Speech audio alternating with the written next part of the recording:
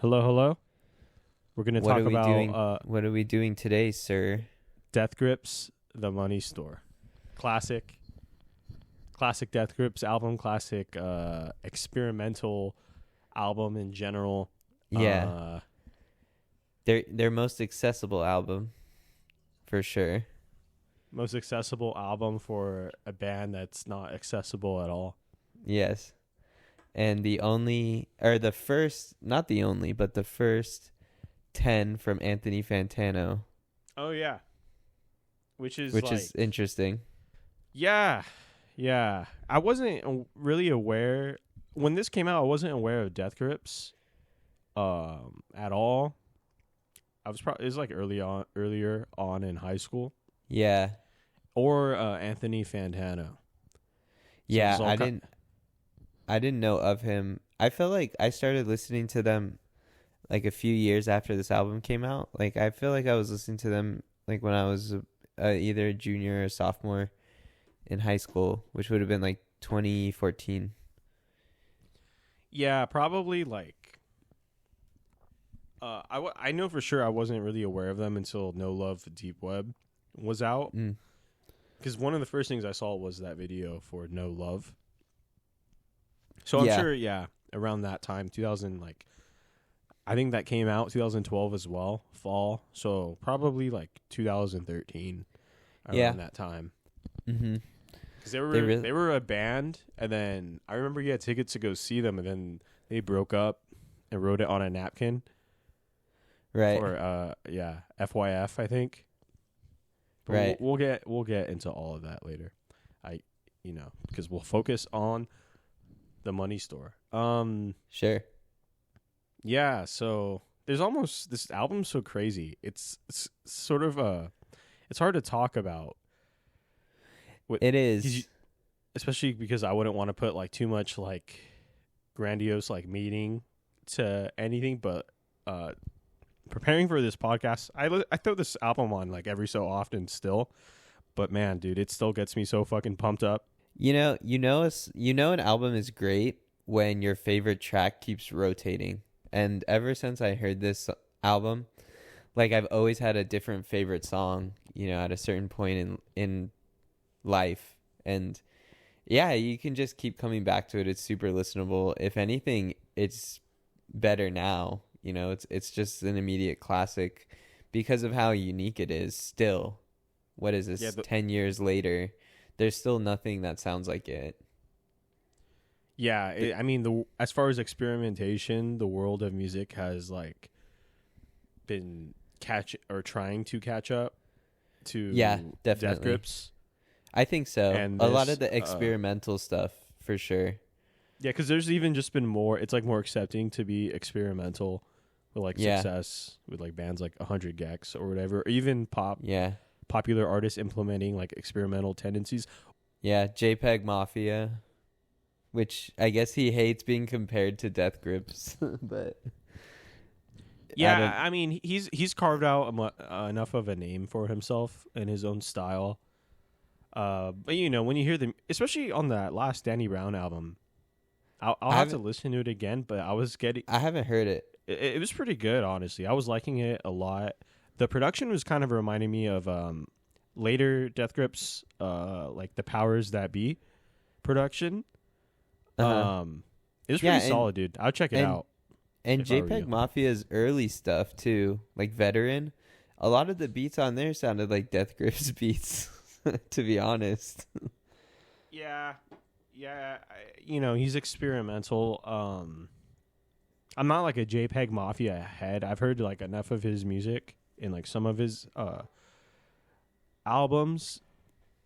He's definitely experimental. I always like Death Grips albums and Death Grips songs more.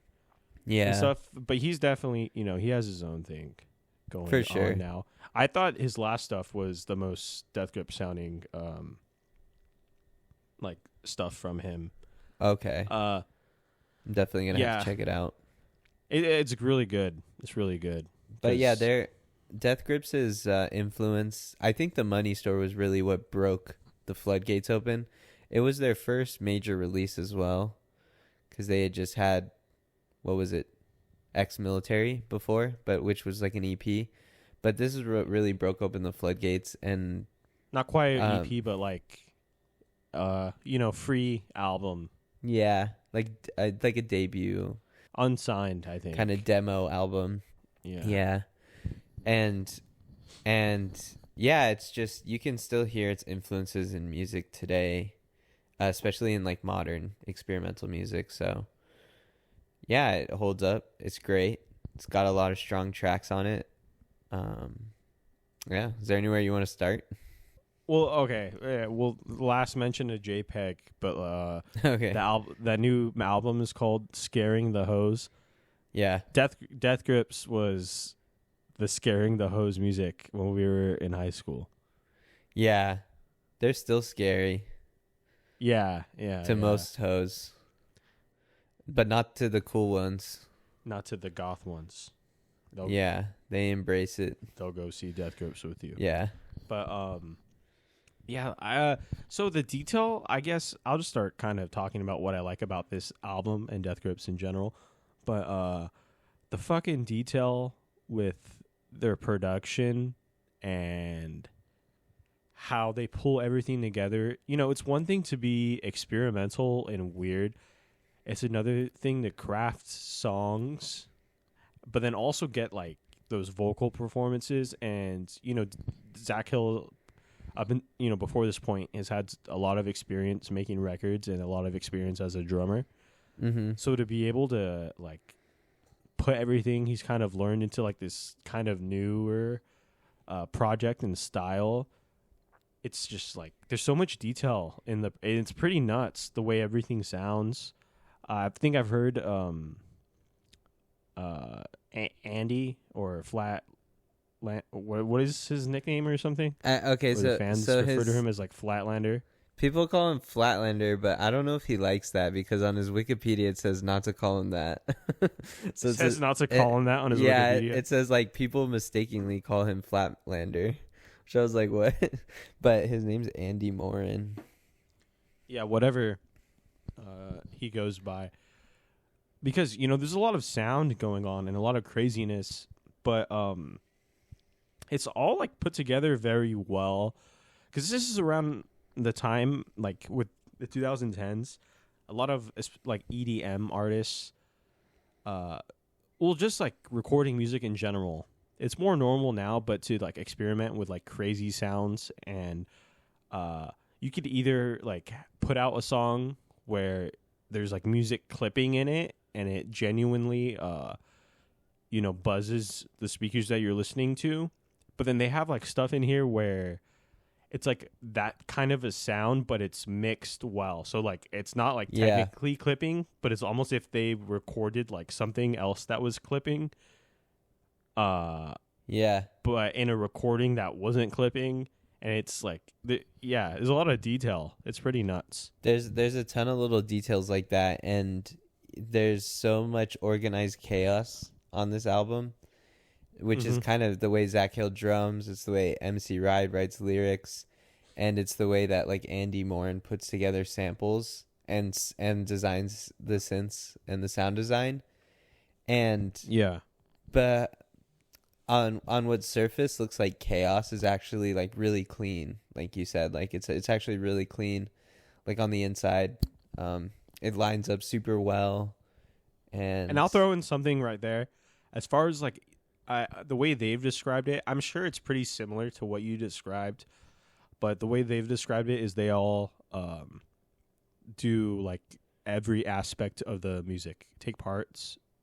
Yeah. So as far as production, I wouldn't say it's like live Zach's drumming and Andy's on like keyboards. But I'm pretty, especially knowing Zach Hill's music, I'm sure like he is maybe the driving force. I wouldn't say like 50% of like the music production, but I wouldn't say it's like solely Andy. As far as sound design, I think he was like a audio engineer, or he would record like other artists beforehand. So I'm sure like he's really good at taking over that aspect of stuff. Yeah. But I mean, I look at Zach Hill as like a big producer on these tracks rather than just like a drum and beat guy. I could see that. Yeah, when I was saying sound design, I was thinking more of the way that Andy like designs samples and designs the synth sounds. But I think Zach Hill has a lot of like creative influence on the band, and also like, you know, like you said, he has like that experience coming from Hella and his other projects beforehand. So he's, you know, able to like harness this like energy, and he's probably the driving force in that way, I would think. Yeah, just because he had success in music before. You know, being in bands, there's like dynamics, and the most successful, they could like, you know, lead the way sort of a thing. Yeah. Put the band in a direction. Yeah. So, do you want to get into individual tracks, or just how do you want to do this?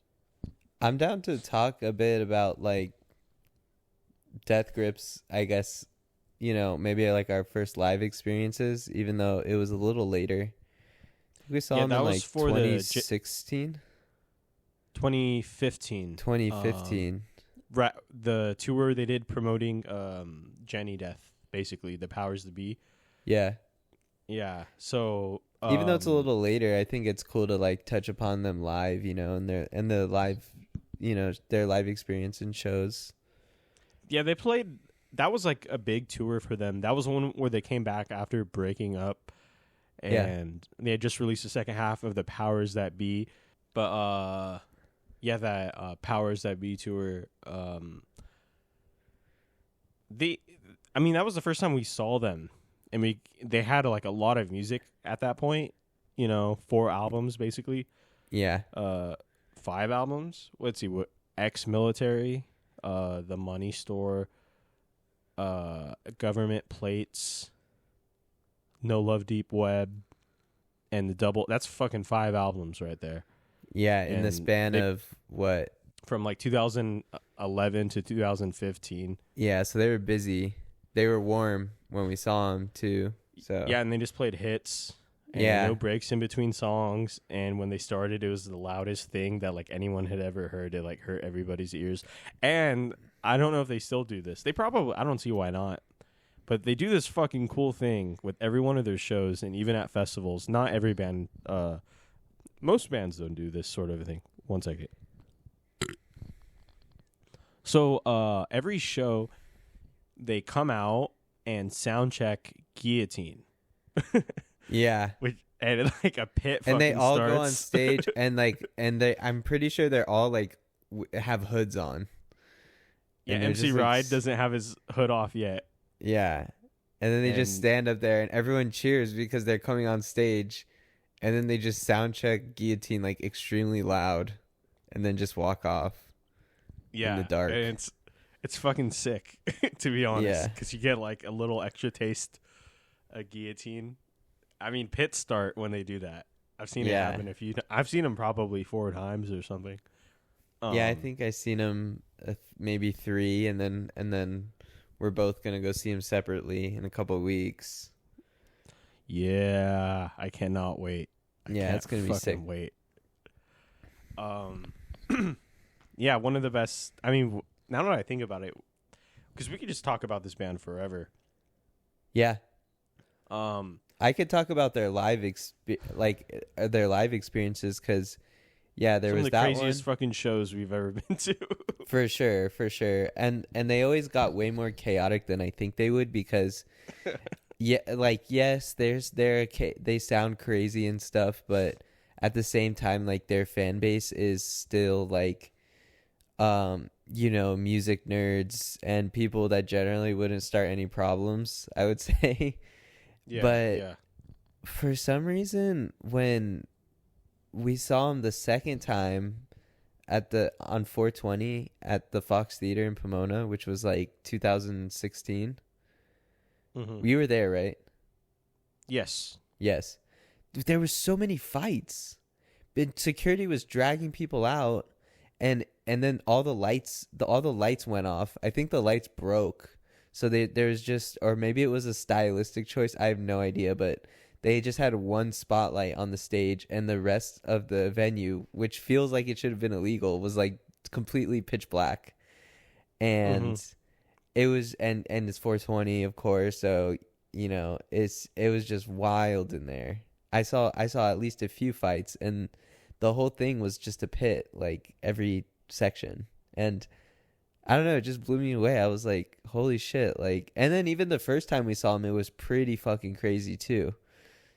So it can get pretty rowdy at their shows, and they definitely like feed off that that chaos and that crazy energy, and they love when their shows go like that. So they design it around trying to make it like that. Yeah, dude, that second time on 420 was fucking. The first two times were pretty nuts. That second time it was Death Grips playing in like a massive fucking theater, like a classy massive theater, and the lights broke like before their set, so that wasn't even supposed to happen. But it was everyone was fucking pumped in the air because Death Grips on 420, What else could you fucking want? And they came out and fucking killed it. It was pretty fucking nuts. I think they even posted a clip from that show on their own Instagram. Yeah. And I think they showed how crazy it looked, because they just showed how crazy it was, and then with the spotlight, it just looked really trippy. And then it was 420, so it was just crazy. And then just to make things fun, like we brought, it just ever so happened to line up that some French exchange students from our high school were in town at that time, and they were only going to be in America for like a week. And so one of them, like a friend, basically brought him along. And so this French guy, this French high schooler that knew nothing about Death Grips, just went to that 420 show, and he's rolling. I don't think he was rolling, but he was definitely on like edibles, and also they don't really have that stuff in Paris, but it's like way worse than in California. So he was like on one, and I can't even imagine like coming to a different country, going to that fucking show, and then just getting extremely high and like just wondering what is life like, not understanding anything that anybody's saying. But he loved it. I thought about doing that with a couple coworkers like next week. A couple of the dudes from Mexico, like just taking them to see Death Grips. This freaking experience. It most definitely is, yeah. So we came back to class, and we told our French teacher, who's the homie, and he loves music too, but he never heard of Death Grips. And he was just taken aback that we brought him to the show, and we were talking about how crazy it was and everything. And so he texted me, I don't know, like maybe this was like a year ago. So that was a while ago, but like a year ago from today, he texted me saying he still hasn't ever listened to them, and he's waiting to see them live. So he literally abstained from listening to them because he said he wanted his first experience to be live. So, Of course, I got him a ticket. So, that's going to be fun to watch. And every time seeing them, at least it's been an experience. Yeah, you know what? Now that I think about it, they've been different every time. Their set list was probably the most similar the first two times, but like as shows. So, like the first time we saw them at FYF, it looked like hell, like when they came on stage. Like, it was just red lights. It was the loudest shit I've ever heard.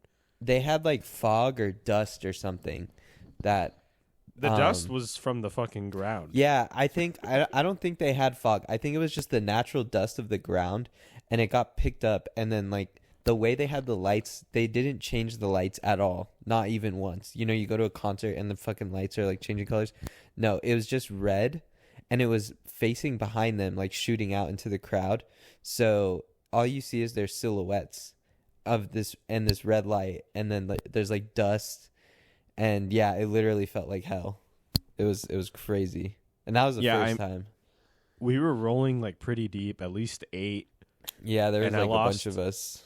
as soon as the show started, I lost everybody immediately, and I'm pretty sure everybody lost everybody immediately.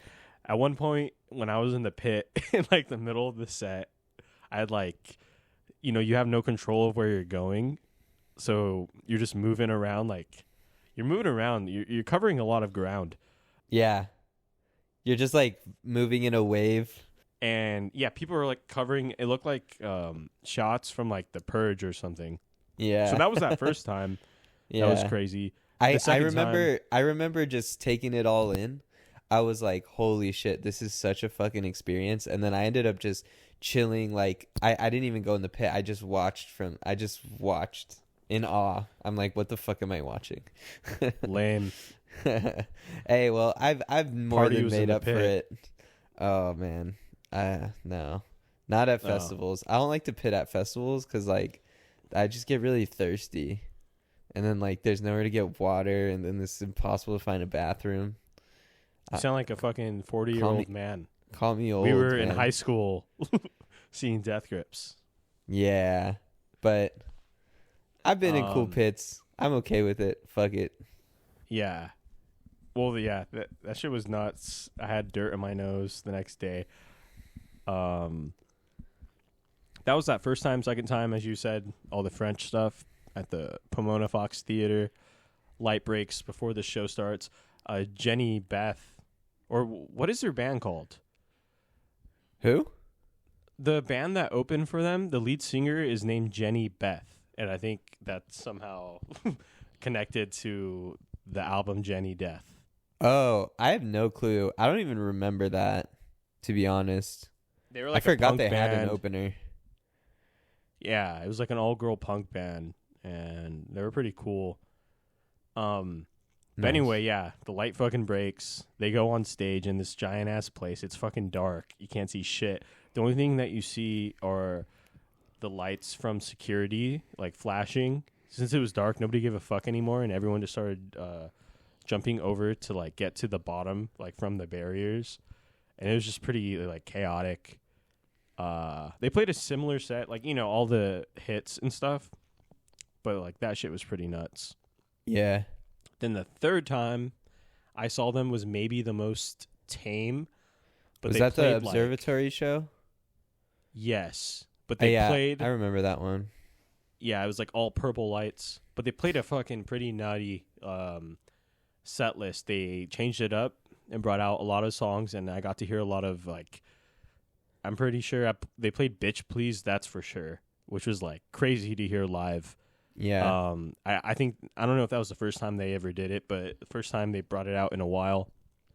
And they played a really long set. They were just used to doing like hour sets. I think they did an hour 30. And then on top of that, I got Zach Hill's drumstick after the gig.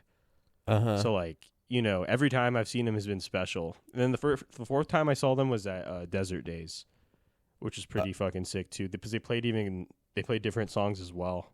I think What they songs opened up. did they play at Desert Days? They played Beware, which was like amazing, Nice. I never seen him. Yeah, so you hear that Charles Manson ranting. I'm pretty sure they opened up with Beware.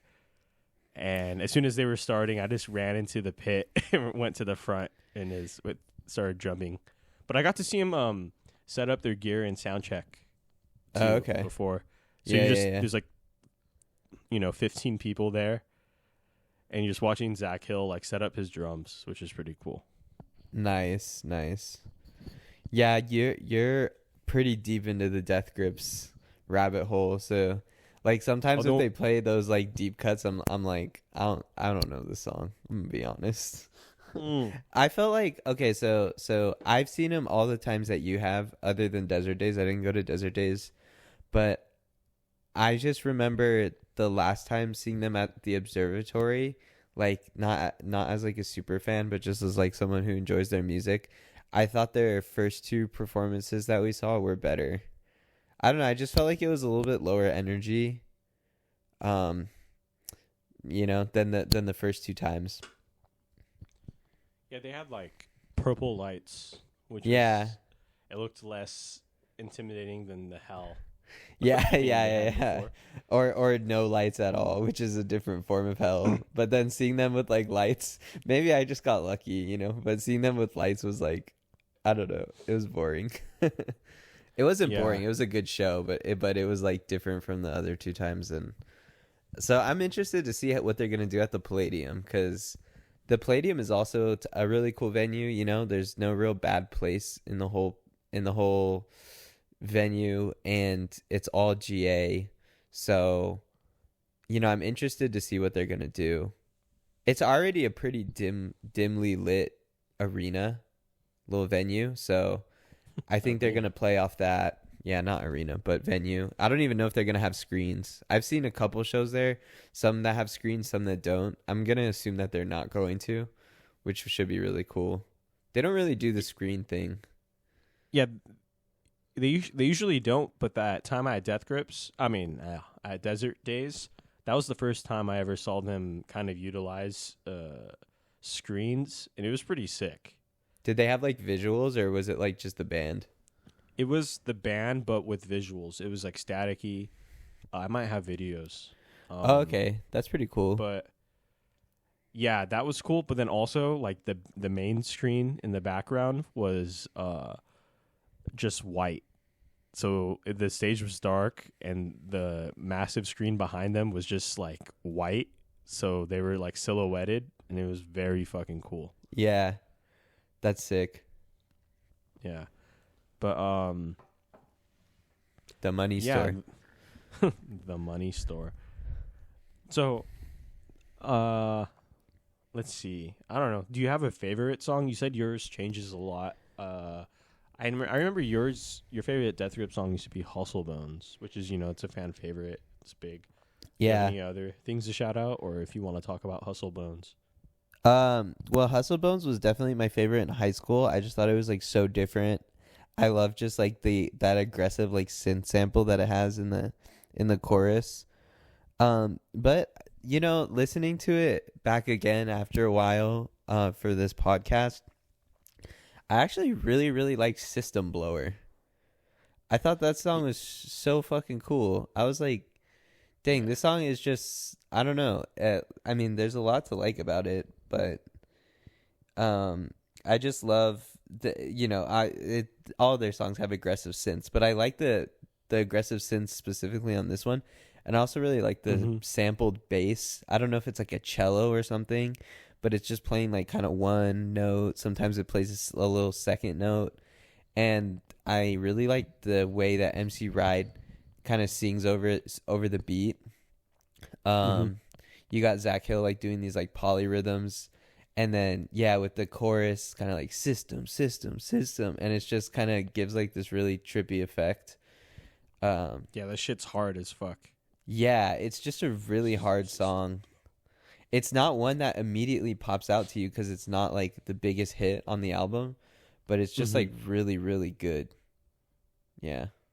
I mean, great build up into the, big, whatever, bassy, Yeah. that intro, like, we come to blow your system. Like, that, I don't know, just, it's so well made. And there's so much detail in, like, the parts they go into. And MC Ride, his phrasing that, like, goes along with, like, Zach Hill's drums. Right. Zach Hill is very good at finding his placement for groove. Yeah. And he does kind of this like work floating, like groovy type thing, that kind of gives it almost this polyrhythmic feel, but he always keeps it like hip hop. Yeah, well, just like interesting. I feel like hip hop would be like too, like, because hip hop, they sample shit and it just kind of goes, whatever the sample is. He's like very particular with like what he's playing, and he could be seen as a drummer or whatever that's like playing really busy or making a lot of noise, but like he'll start to go on those like kind of fast rhythms, and he finds like really good hits to create a groove out of, so you're getting like a da da da da da da da da, and he's making like a kick and snare like rhythm that's very particular. And I think that's why he's one of my favorite producers ever. Like he's up there with like Pharrell for me, like with me. Yeah, it's just so specific. You could hear him when he throws the kit into those songs and recordings, the hi-hat rhythm with a kick drum and the snare, and Yeah. he's just I just think he's so interesting and like tasteful. He's With extremely the chaos, tasteful, especially him on and Stuart Copeland, like yeah, are just on that level for me. definitely. They almost like float with the music. I don't know. There's like this way that they weave through it. People like Omar Hakim, like, and it's not a knock on like Dave Grohl or anything, but it's kind of like the opposite style of drumming as like Dave Grohl or like Chad Smith.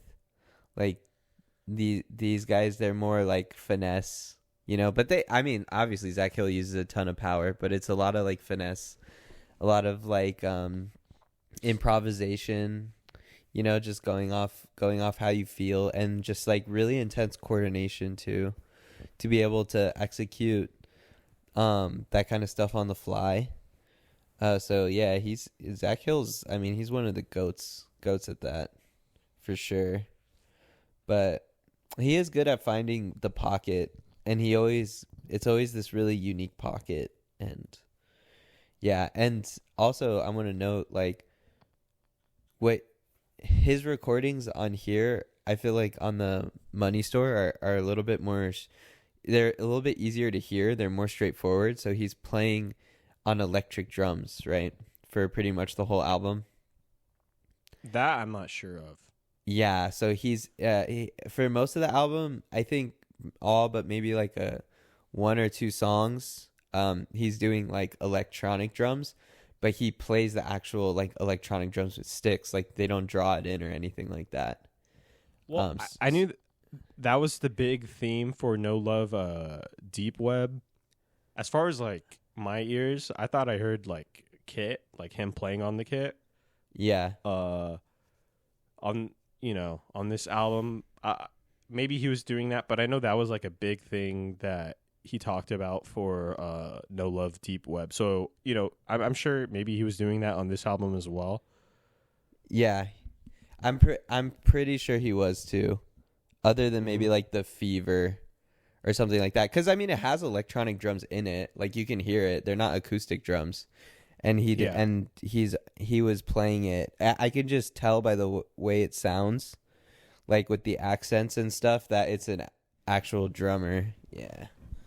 But basically he just plays when you see him live, he basically just plays over the recorded track, and he just improvs over the recorded track like on acoustic drums, and that gives them like their live sound, which is like crazy. Yeah, it's a pretty nutty live sound, improvising, and really like, he's improvising, but he's really like hitting those accents and like those fills and those cymbal hits that really make the song like swing and move and like one of my it's on YouTube. It's on the Death Grips YouTube channel, but him playing, he has like a camera set up on the ground, and the drums are way too loud and everything's way too loud for whatever he's recording on. But he's playing Lost Boys on drums over, as like a band practice. And just the fucking fills and the way he's playing it is just like so fucking masterful. He's hitting like the accents, perfectly with really cool fills, like in between. It's just amazing. Which is like one of the fucking craziest things I've ever heard ever. Just the recorded version of Lost Boys. Like, how the fuck do you even come up with something like that? It's a crazy beat. I can't think of anything I've ever heard like that before. On the Tame podcast, I think that might have been the last one. You kept talking about with Currents, like, I've never heard anything like this before. Mm-hmm. I've never heard anything like fucking Lost Boys before. Yeah, I what can a hear fucking that. Crazy fucking. I mean, you could hear. It's the craziest fucking like beat I've ever heard in my life. It moves in a way that I would never think of, like somebody making a beat to move, and they make some fucking crazy. The first time I heard it, it wasn't even like a crazy like what the fuck is this, but it's just like so creepy and like weird, and you've really never heard anything like it. Right. It has like It's almost it like has like horror movie. electrocution noises in it or something. Like Oh yeah, it's like phasing. Like all the instruments are like have like this crazy phaser on it. Like yeah. it's a insane thing to create. Yeah, for reals. It's I mean that song in particular, but this whole album has so many little nuggets of those things. And like even just listening back, like every time I listen back, I hear like something new that I'm like, holy shit, like they really like designed that like so well. But I could see is Lost Boys like your favorite song probably on the record? That's one that is up there. Yeah, it might be my favorite song actually.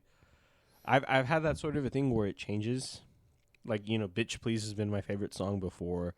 Mm-hmm. The Fever, I guess. Oh, that shit is so hard with the fucking drums. Oh my God, especially when he's hitting the China with the chorus.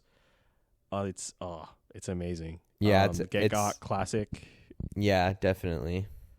But yeah, maybe just because it's like such a bizarre like Lost Boys, it's such everything like the choices they make. I couldn't imagine like anybody else like coming up with anything like that. Just the groove, with the creepy Lost Boys sample, like right. My goodness. And then they got this, and I think they opened up with that that second time we saw them. Mm-hmm.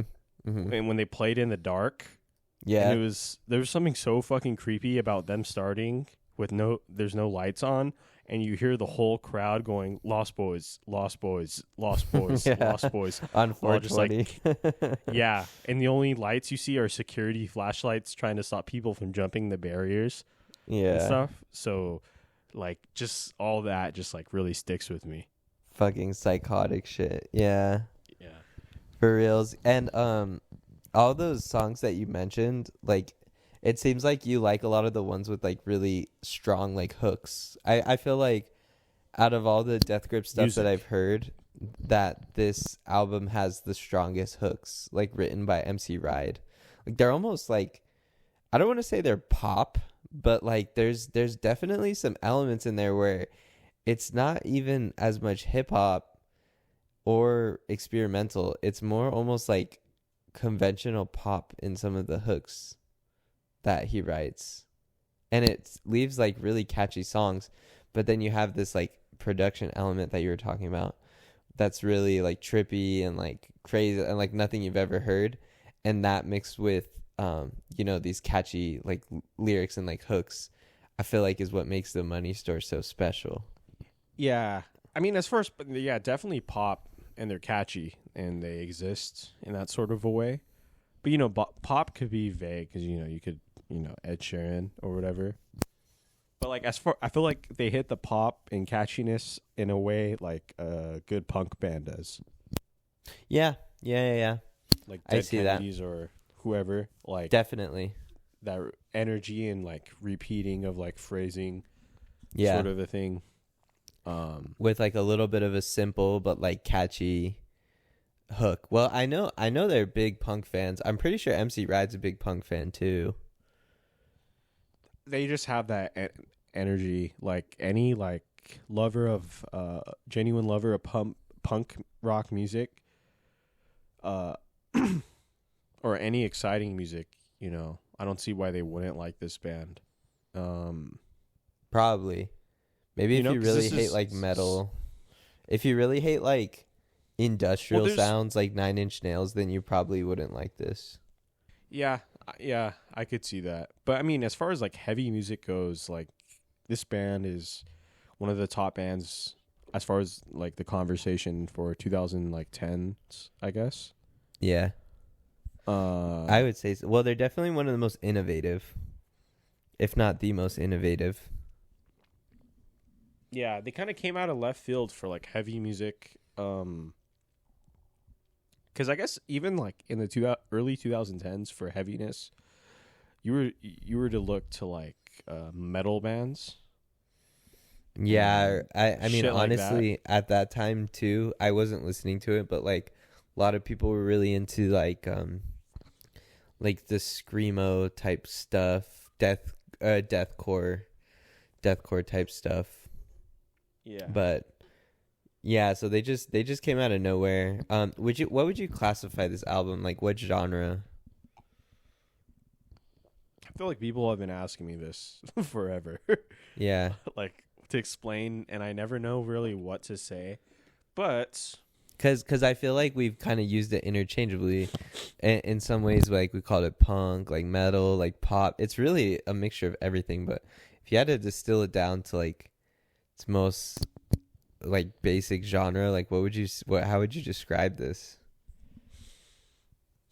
experiment. I mean, I don't love genre names, so I always just like do a vague, general sort of a thing. But I would probably say like experimental,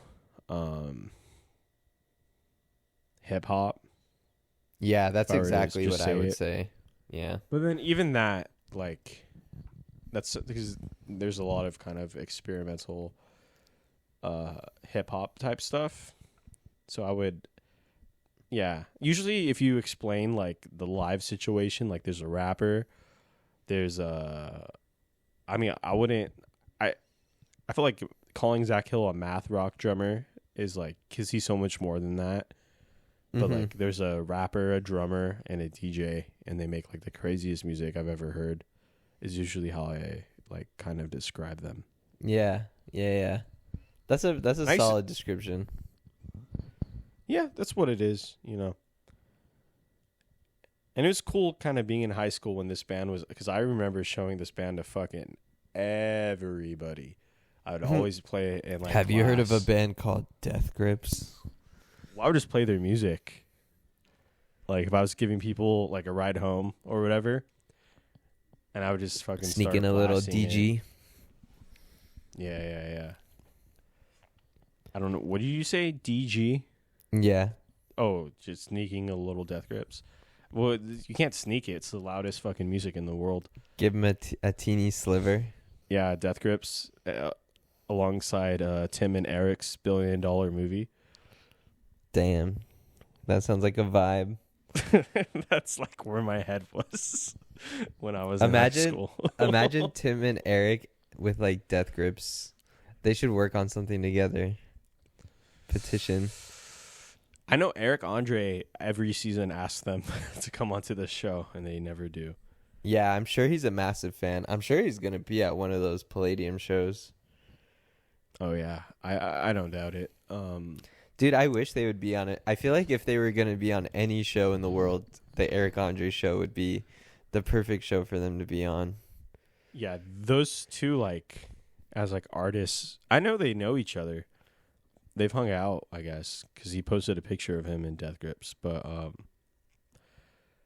yeah, it just kind of represents how weird stuff was getting before everything really hit the fan. Because this is earlier in the 2000s, before everything kind of changed in the second half of the 2010s. Mm-hmm. But just that fucking chaos, but also organized chaos. Because Eric Andre's show is like chaotic, but there's hella jokes in it. And hella like pop culture references and jokes. That's what like I love about it. It makes it so funny to me. Mm-hmm. Yeah, and I think their creative processes are probably a lot similar in a lot of ways. And even the way you could classify it where you don't know what it is. Like the Eric Andre show, like it's kind of like an experimental comedy show, but then it has like a lot of other weird elements in it. So I don't know. They give off similar vibes for sure.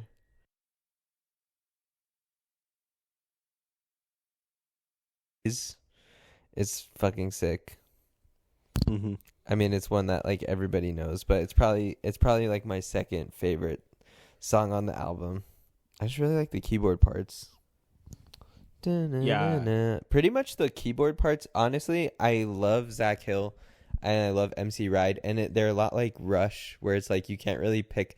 Like obviously Neil Peart is like great and stuff, but like you can't really pick like one person that's more talented than the other. But I would say like the keyboard player Andy Morin, he definitely gets overlooked a lot in like when people talk about them, because he's a lot less forward facing than the other ones, but he really carries like a lot of the band's energy. I really feel like with what he chooses to make the beat out of, like it's really what gives it like the really experimental edge. Because even Zach Hill's drumming, to me, like it's still he's more than a math rock drummer, but when he plays over it, he's doing like a hip hop like math rock type thing, and then MC Ride's like giving it these like really creepy like rap lyrics, but to glue it all together and to make it really like out of this world, you know, experimental and unique, it's really him to me. Well,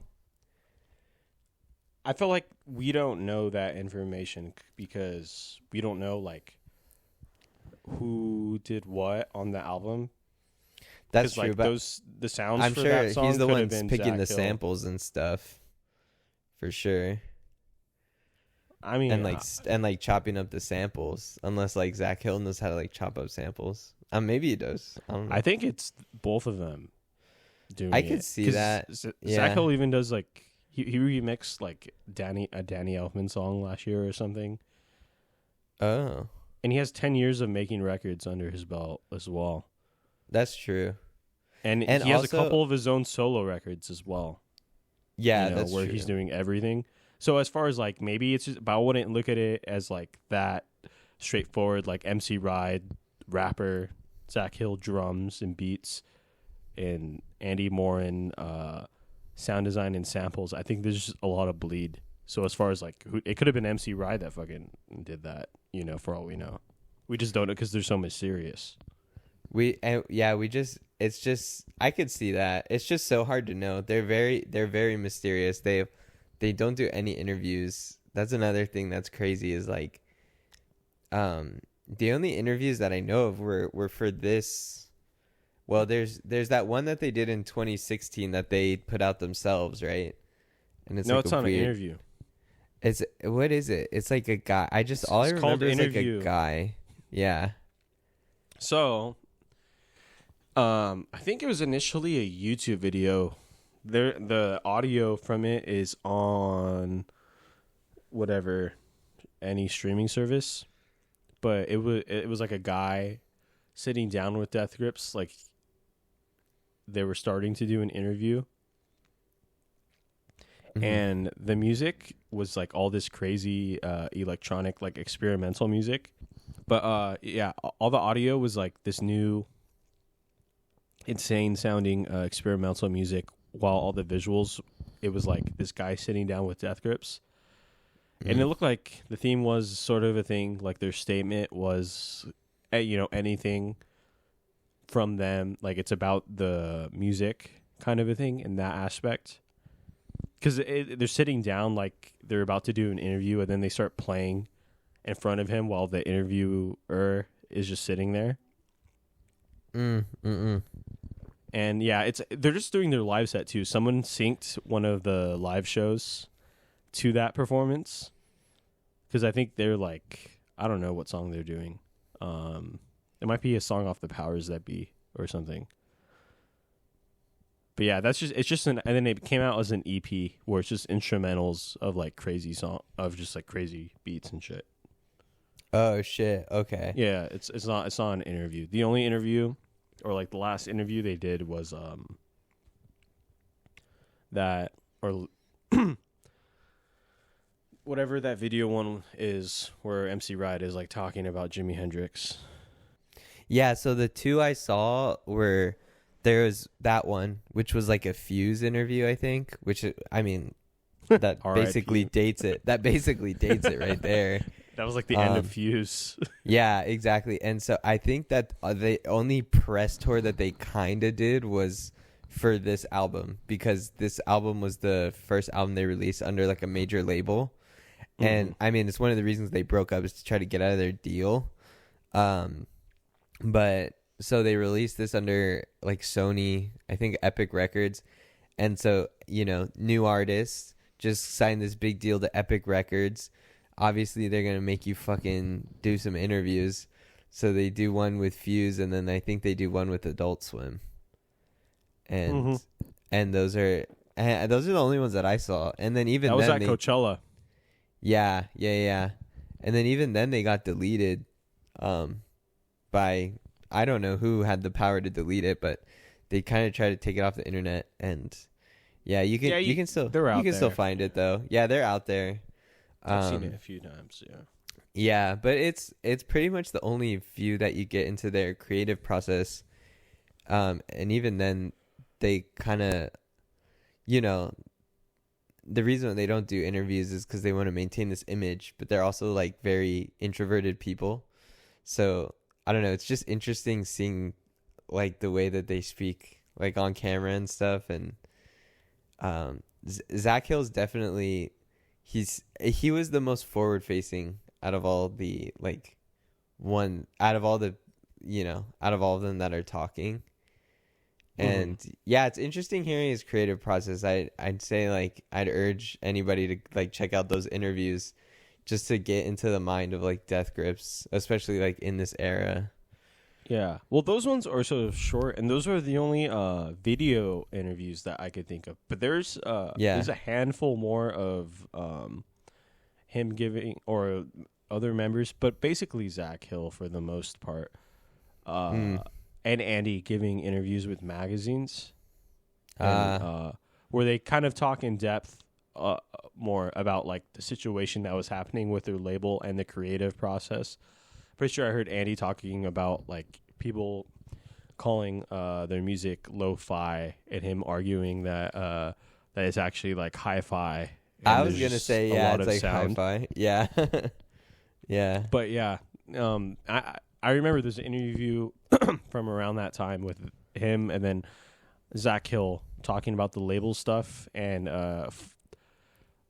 making like No Love Deep Web and his like for the drums especially, and you could hear it. It's all over the album. It's very like simplistic actually, compared to like the detail of like their other work. But he wanted to do like electronic drums but with human feel, so he was playing on a kit whatever Sacramento like apartment they were living at, and then when they were listening to the mixes and stuff, for some reason they just rented out a room at the Chateau Marmont on Sunset in Hollywood.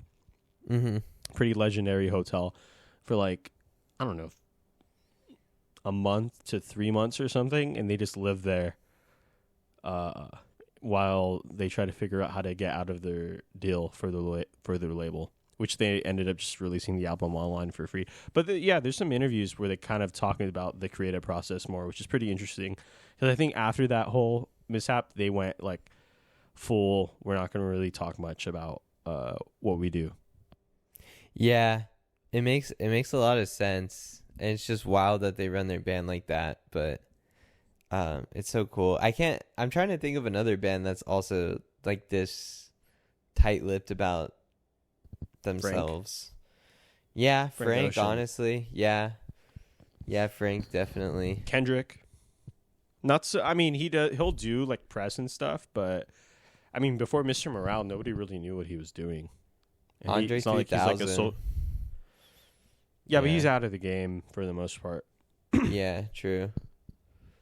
He does features and stuff every so often, but kind of the way to do it, to be honest. Well, yeah, let the music speak for itself. You know? When you see, I'm sure that when you see artists like trying to keep up with, I don't know, sales or whatever, and then they start doing interviews that they probably don't want to do. You know, Death Grips, they've been able to create like a whole lore sort of about the, and also like I can never tell like how much of it is like a lot of, obviously what they do is planned, but I can never tell how weird they actually are. But then I hear stories about like Zach Hill. I saw like a thing, it was like an article, something published about like an engineer or someone that was working with Frank Ocean for Blonde, and they like Zach Hill was gonna come in